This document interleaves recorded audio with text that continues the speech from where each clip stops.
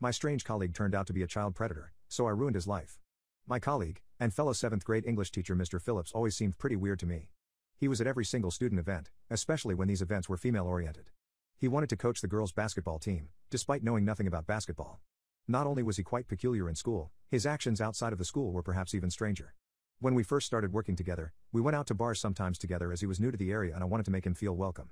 While at said bars, he overshared a lot, and despite being in his late 20s, seemed to hit on the girls that were 18 or 19. That, coupled with the dark humor jokes he would make about sleeping with girls not of age, that should have been a serious red flag for me, but for some reason it was not. The third time I went out to a bar with him was the time I decided not to invite him out with me anymore. He hit on a girl that was clearly no older than 19. After coming back over to our table after getting shot down, I asked him why he keeps hitting on girls that are almost a full decade younger, and he replied saying, they're less experienced and higher value. That grossed me out a lot, and I felt like I could no longer be friends with him.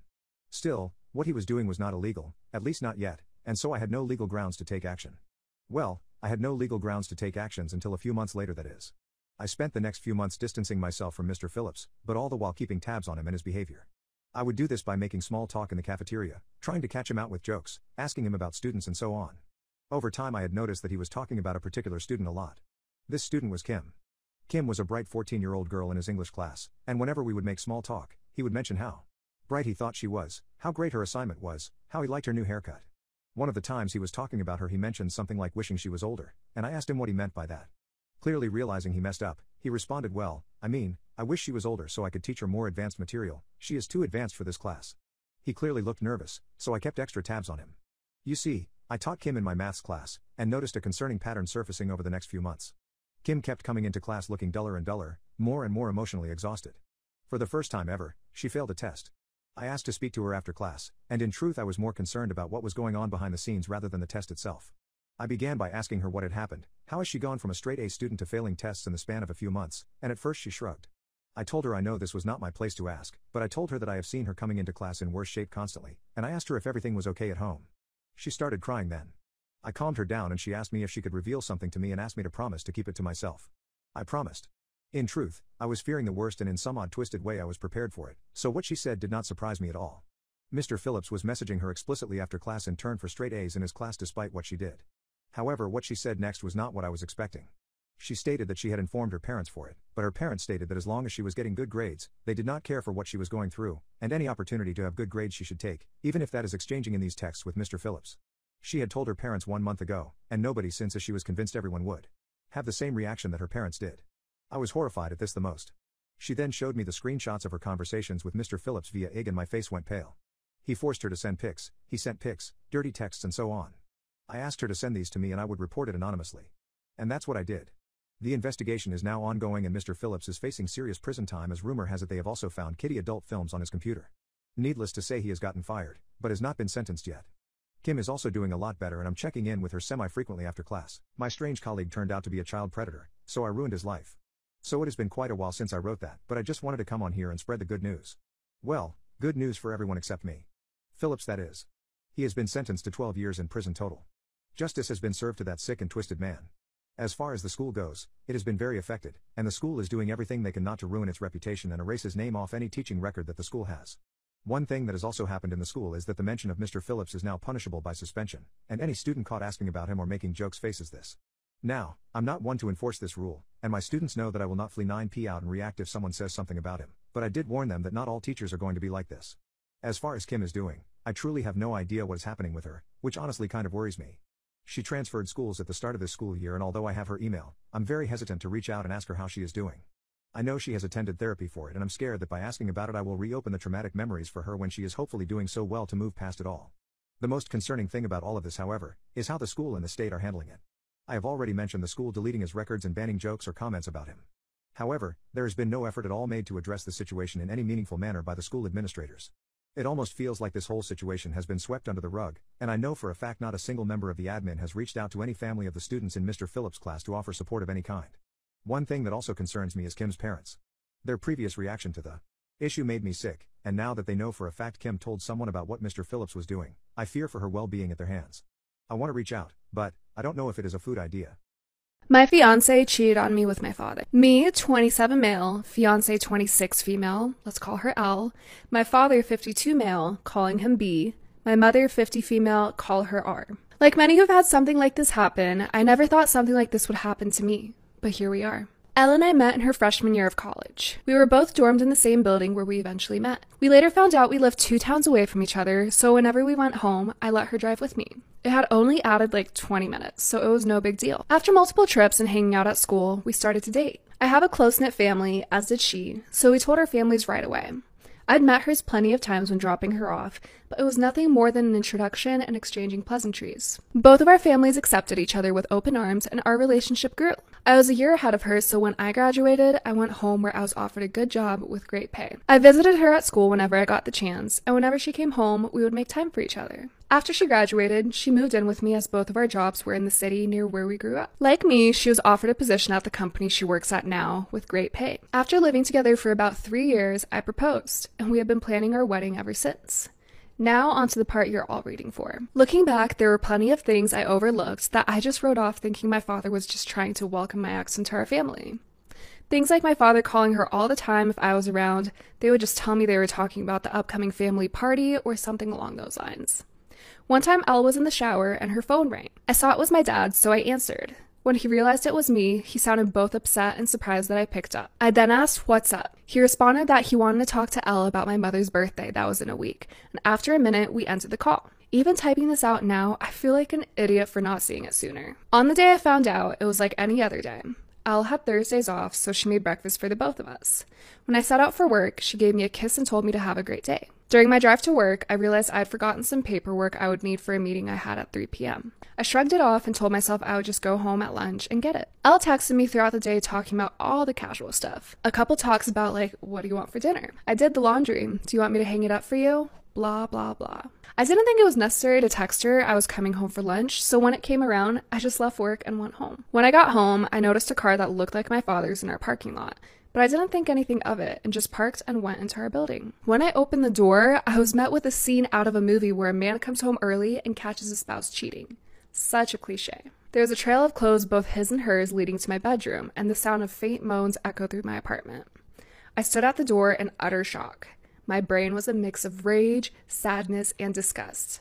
But if you were a fly on my wall, you would see what looked like a statue, and I just couldn't move. When I finally snapped to, not knowing how much time has passed, I took out my phone to record. I picked up all the floors that were on the floor and threw them into the hall of the building.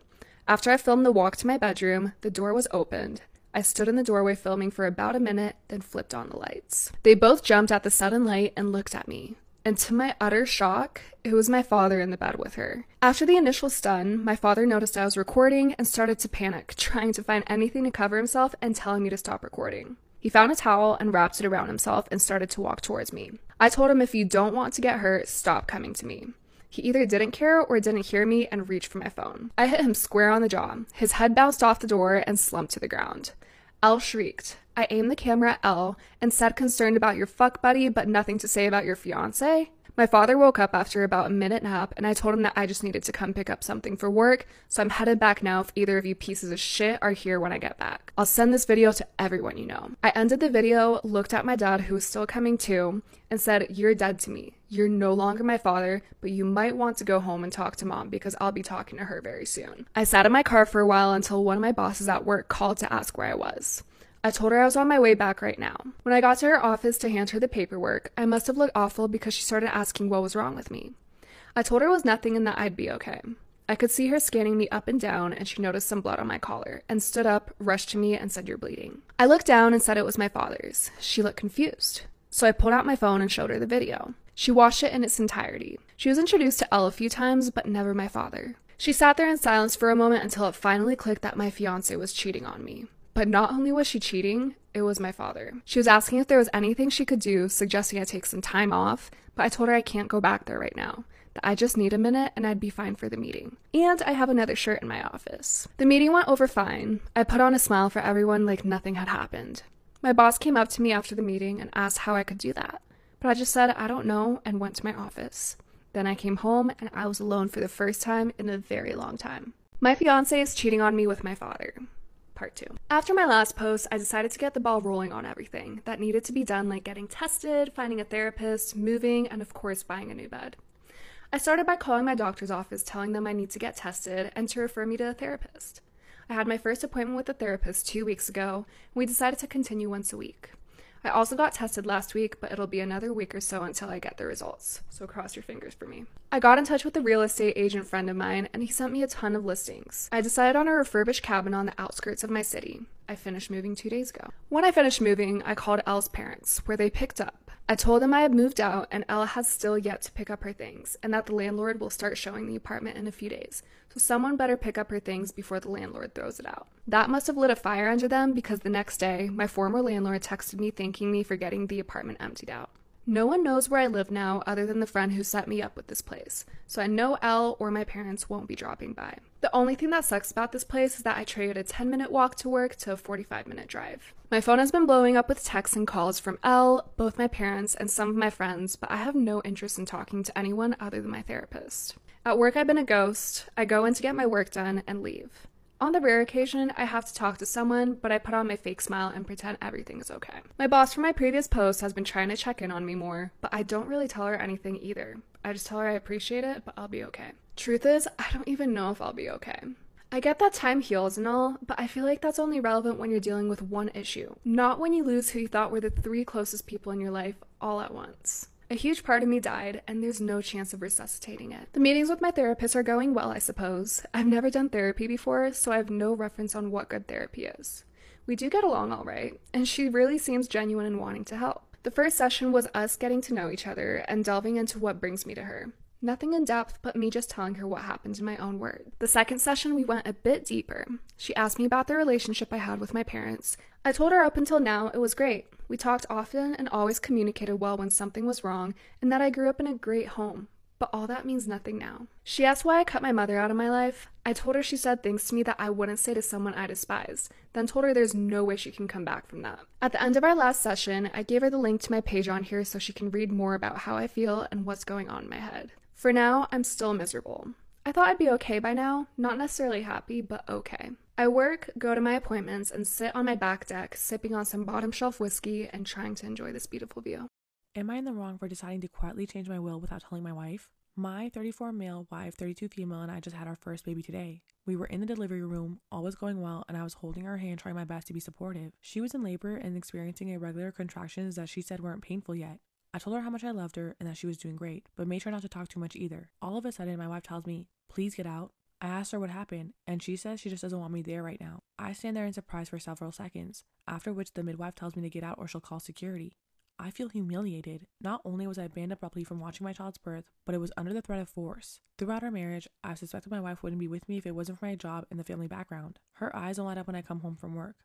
I start our long hugs and she ends them early. Her eyes wander when I'm talking to her. I don't think she loves me nearly as much as I love her. I'm not accusing her of being a gold digger. She may love me on some level, but I don't know that she's ever been in love with me. If I die tomorrow, I don't know if it would take her very long to move on. I live in a state where the right to an elective share is 25% of separate property. We don't have a prenup, so this means that my wife has a right to at least 25% of my separate property if I die, even if I were to disinherit her in my will. I've decided to will her 30% of my separate property, was previously 100%, and 100% of our communal property if I die. The rest of my separate property, including income-producing assets and heirlooms, goes to my children and other family members. So, am I in the wrong? I'm pregnant and my husband has been sleeping with my mother. I, 26 female, have found out that my husband, 30 male, is having sex with my mother, 52 female. I honestly don't know how to react. I'm 4 months pregnant and I'm trying not to stress since it's bad for the baby. I honestly had suspicions about my husband cheating. When I announced my pregnancy, he seemed happy, over the moon actually. He was kissing me and telling me how lucky he was to have me, but now he changed. About 2 weeks after my surprise announcement, he stopped hugging me and kissing me like usual. He stopped eating the meals I'd make for him after work and said he already ate some fast food or something. I also noticed he had changed his lock screen, which was a picture of us. Not sure if that meant anything, to be honest. I found out 3 days ago. I went through his phone while he was in the shower and found text messages, videos, pictures. I'm sick to my stomach thinking about what I saw. I saw pictures of my mom in lingerie, and he was replying with pictures of his saying he was so hard for her. I even saw a message of regret. He had said that maybe they should stop since he didn't want to hurt me, but my mom said that I wouldn't get hurt as long as they kept it all a secret. But what angered me the most was the message she sent a few days ago. I'll quote it here so anyone reading this comment can get an idea of how serious their affair is and has been. "I love you so much, more than you think. You've helped me through the passing of my beloved ex-husband, and for that, I truly thank you. I know it is hard for you to keep a secret like this. For me, it is too. I love my daughter with all my heart, but she will have to accept eventually that love is love and that the heart wants what it wants. Our hearts want each other. I thought that ever since my husband died, nobody would ever love me because I'm just an old woman, but you have shown me to love myself and made me feel young and sexy again. Let's keep having fun and cherishing each other." I think it's important to know my father passed away about 5 years ago from a stroke. My mother said she refused to get back into dating or romance because my father is her forever love and only and only. It's absolute bullshit. I am crushed, and it's the fact that I know that they had after that message because that was the night he didn't come home until 1 a.m. due to work and paid overtime. I actually threw up after reading that message. I have screenshots of the messages and have sent the videos to myself. Of course, I deleted them on his phone, so it looked like he never sent me anything. I'm numb, I'm confused, I'm hurt so bad. I can't even cry because I refuse to believe it. My husband is at work. I'm sitting on the edge of the bed writing this. Any advice? Please, I'm desperate for just a little bit of anything, really. For the quick update, OP did end up confronting the husband, and ironically, he's crying, but she ended up staying at a motel. He keeps on blowing up her phone, and her mother has not responded to her.